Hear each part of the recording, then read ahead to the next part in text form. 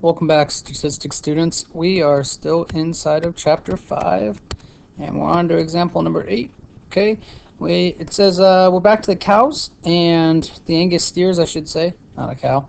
Assuming the distribution of weights of Angus steers is okay. So this is normal with our mean and standard deviation, right?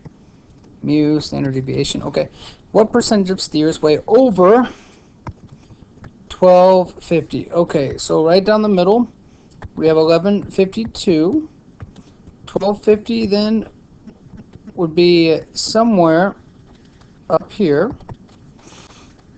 and it says over, right? So I'm thinking about this percentage out here. Well, all right, of course what we have to do here is we have to create a z-score, and in order to do that we need to have the z-score formula. Okay, well that means that I should write it down somewhere for the entire problem, right? So I have x minus mu divided by the standard deviation. Okay, so for this one, right, our z-score would be 1250. As I'm writing this, we should be thinking that this is going to be a positive z-score because it's this cow at 1250 would be above the mean. So because it's above the mean, we should be thinking that it's going to be positive. Okay, I do have my calculator out over here to kind of help everybody out, so you can see how I type these in. You have to hit enter there, and then you have to divide by 84, which gives us a z-score of 1.167. Okay. Now, because I want the percentage, this doesn't tell me that. So I have to go in, now I have to do the normal CDF, and that's of, well, what's the lowest? The lower bound would be the 1250. Well, now that's not 1250 anymore. That's 1.167 because it's been normalized, right? Standardized. So we have 1.167 up till a number at least bigger than 10. That's what I like to do. Okay, 20 is something that I usually use. So we do second distribution, CDF.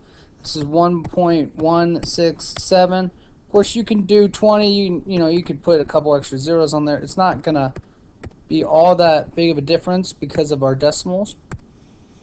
And we find out that what percentage of cows would be over that weight? Well, 12.16%. So it's not extremely likely that a cow would weigh more than 1,250 pounds. Okay.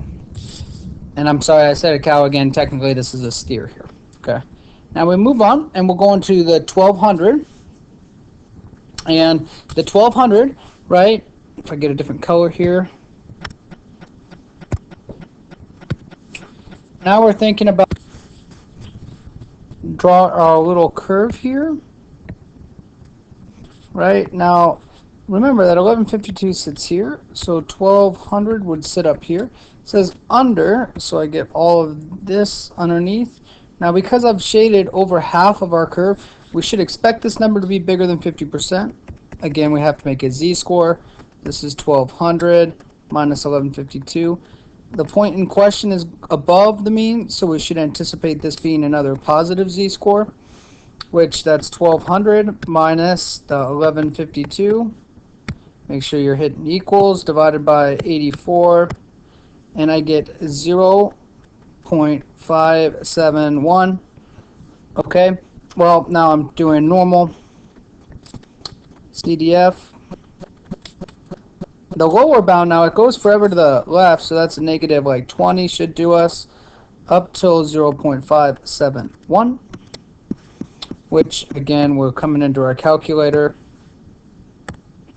and that is negative 20 till 0.571. Paste it, and we get that percentage to be equal to 71.6%. And again, we anticipated it being over 50%, and that one was over 50%.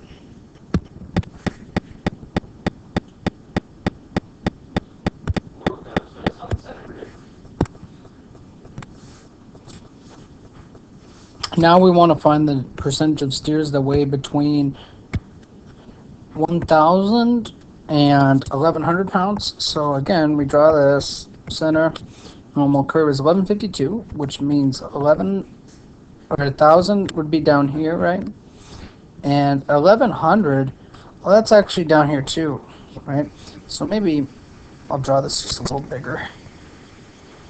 Give myself just a little bit more space. Of course, it's just a sketch, so it's not a huge deal if you don't redraw it. This is 1152, right? 1,100 down here maybe, and then we would have 1,000 sitting up down lower. And I want to know how much is in this space here. Okay, this is going to be much tougher to estimate, but we know it's less than 50%, right? Because we did not shade 50% of this, so this is 1,000.